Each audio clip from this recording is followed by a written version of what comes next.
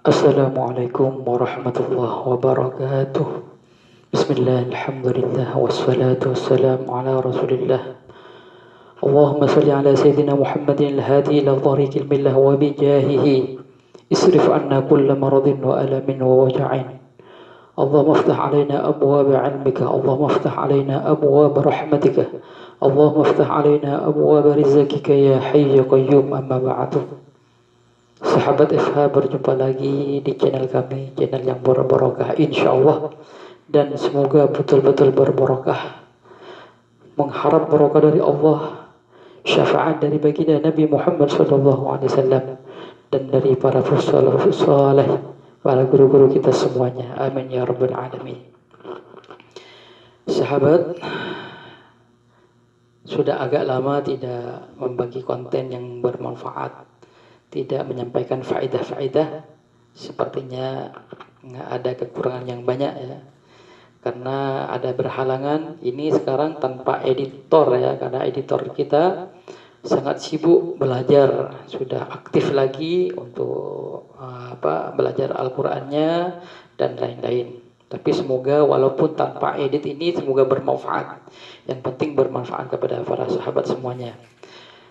Saya akan melanjutkan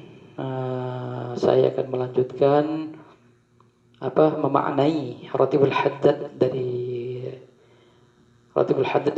dari Syekhana Ki Muhammad Khalil bin Abdul Latif sampai di mana.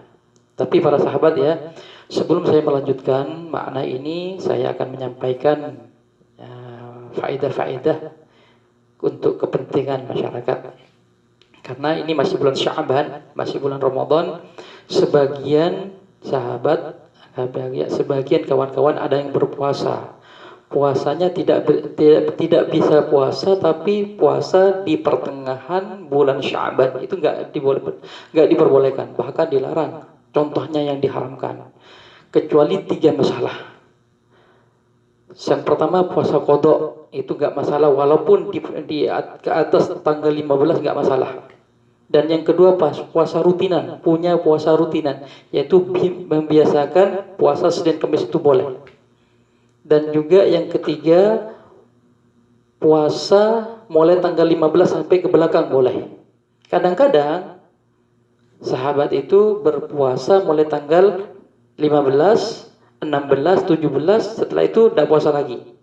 Karena ketepatan hari besok, umpama hari Kamis, besok puasa. Padahal tidak biasa berpuasa hari Senin dan Kamis. Itu nggak boleh. Kecuali disambung mulai tanggal 15 sampai akhir nggak masalah.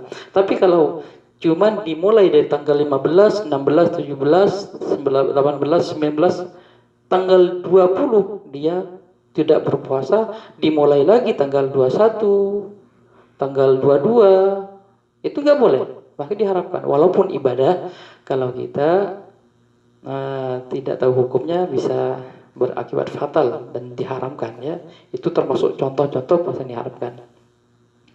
Para sahabat itu yang pertama. Yang kedua saya akan menyampaikan ya, karena kejadian ada teman saya telepon dari Jeddah ya, itu melaksanakan umroh dengan niatan tidak bersyarat. Udah, dia lupa karena dari buru-burunya mungkin.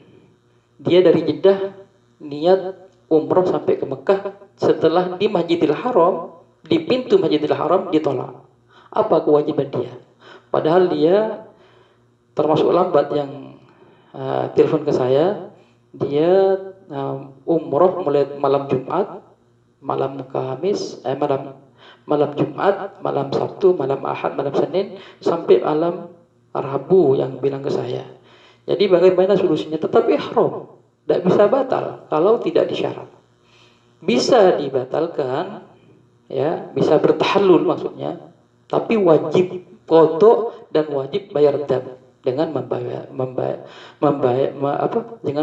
dam, yaitu memotong seekor kambing yang masuk ukuran. Nah, itu kewajiban dia. Kalau tidak memotong kambing, maka terus tidak bisa batal. Dan kesalahan-kesalahan selama 5 hari itu ya mudah-mudahan dimaafkan. Dan mudah-mudahan termasuk tarofuh ya. Karena dalam ihram haji dan umrah itu ada dalam manasik ada dua, itraf dan tarfuh. Semoga umpama ada kesalahan masuk ke tarfuhnya. Jadi anggap tidak tahu. Jadi solusinya bagaimana? Itu harus membayar dam memang, harus membayar dam dan harus qada. Kalau itu umroh wajib. Kalau umroh sunnah maka tidak wajib mengqadai, cuman wajib membayar dam saja. Itu pun menurut Imam Syafi'i radhiyallahu taala anhu. Kalau menurut Imam Hanafi maka wajib, walaupun umroh sunnah itu masih berkewajiban untuk mengqada. Khurujan minal khilaf, keluar dari perselisihan para ulama, maka kita anjurkan pada kawan-kawan kita kalau niat umrah atau haji di bulan-bulan ini, di tahun-tahun ini sampai seterusnya, maka dilengkapkan. Seperti contoh nawaitul umrata. Nawaitul umrata wa haramtu biha lillahi ta'ala Allahumma mahilli haitsu habastani. Itu. Tapi umpama punya sakit asma ya, sakit bawaan disebut itu ada ulama yang mewajibkan mentakyin seperti itu. Umpama umpama sakit asma saya kambuh yang parah maksudnya, itu maka saya halal. Atau darah tingginya kambuh, umpama sakit darah tinggiku kambuh, maka saya halal. Harus disebut seperti itu. Ya. Para sahabat yang saya muliakan, dua masalah tersebut semoga bisa disampaikan kepada kawan-kawan kita. Semoga kita ibadah kita semuanya diterima oleh Allah Subhanahu wa taala. Amin ya rabbal alamin. Baiklah para sahabat, kita melanjutkan memaknai ratibul haddad. Ratibul haddad sampai di mana ya? Sampai tawassul li sayyidina Syekh Abdul Qadir Jailani.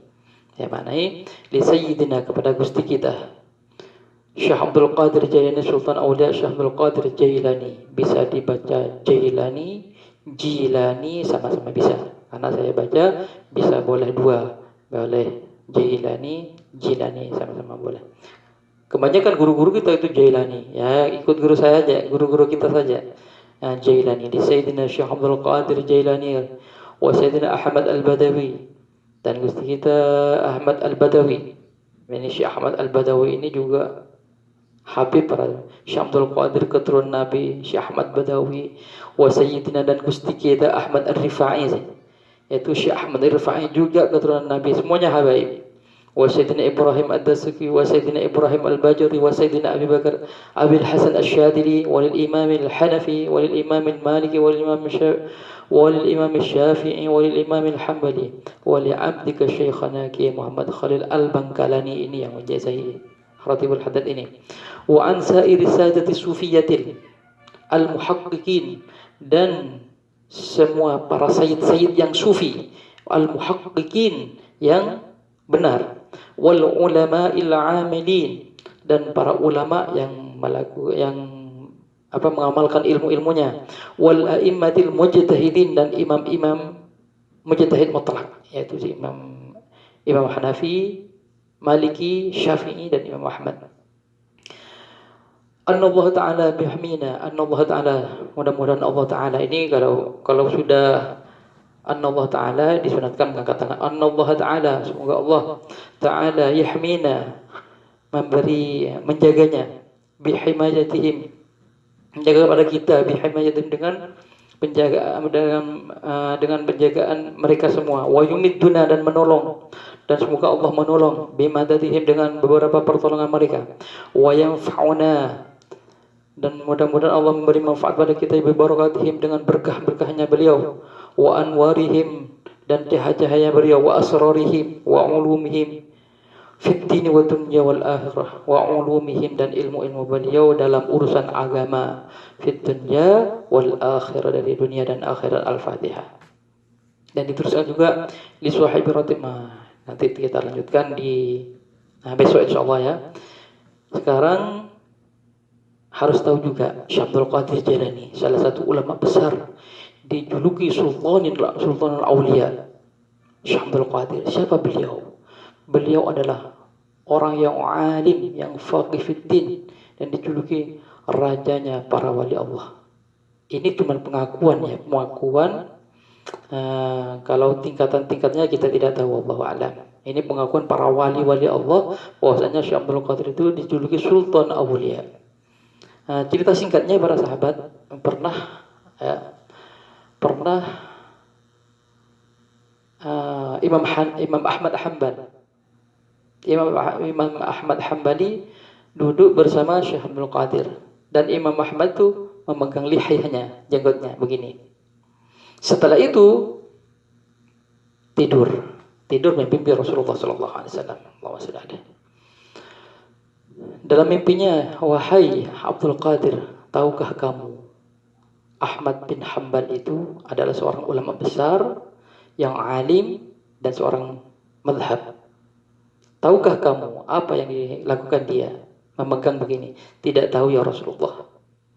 Itu kamu kan pengikutnya sama dan kamu bermadhab Syafi'i. Kalau kamu tidak mendukungnya, takut orang awam itu nanti tidak menganggap ijtihadnya Imam Ahmad salah. Hanya bagi orang awam. Tapi setelah itu para sahabat setelah bangun Syekh Abdul Qadir dengan kesimpulan harus didukung. Maka dalam manaqibnya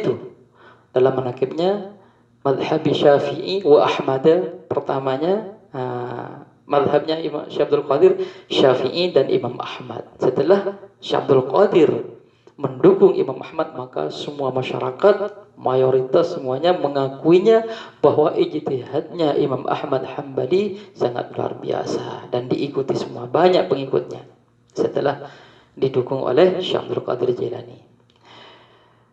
Para sahabat itu sekedar cerita sedikit. Ada juga cerita Syekh Abdul Qadir ya. Ini sedikit cerita, banyak cerita beliau. Tapi yang lebih menyentuh menurut saya cerita kejujurannya beliau. Waktu kecil Syekh Abdul Qadir Jailani itu tinggal di Iran. Dia mau belajar ke Irak. Oleh ibunya, Syekh Abdul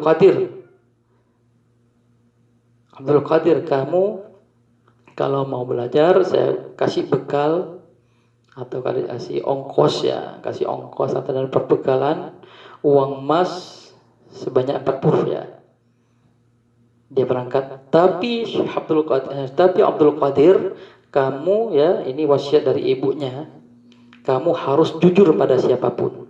Baiklah ibu, dia berangkat ke Irak. Di tengah perjalanan ketemu seorang perampok. Dihadang. Anak kecil, apa yang kamu bawa itu?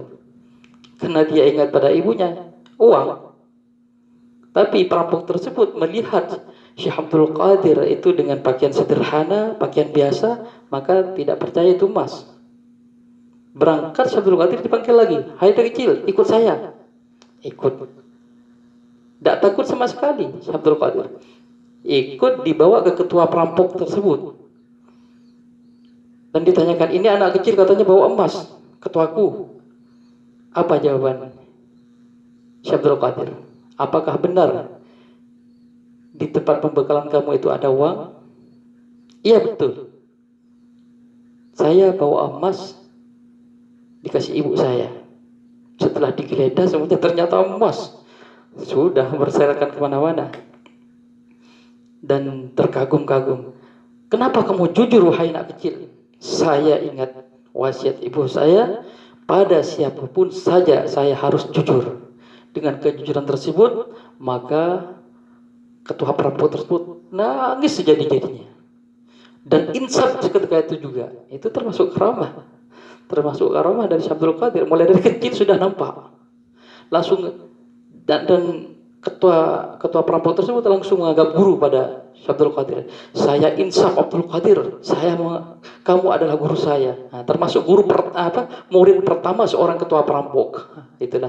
Itu termasuk cerita singkat Syekh Abdul Qadir Jailani. Dan sudah berapa menit? Kemudian enggak lama-lama ya, kita teruskan besok insyaallah Sayyidina Ahmad Al-Badawi. Ini Habib juga keturunan Nabi. Semoga bermanfaat. Bisa berjumpa lagi besok insyaallah. Saya akhiri dulu.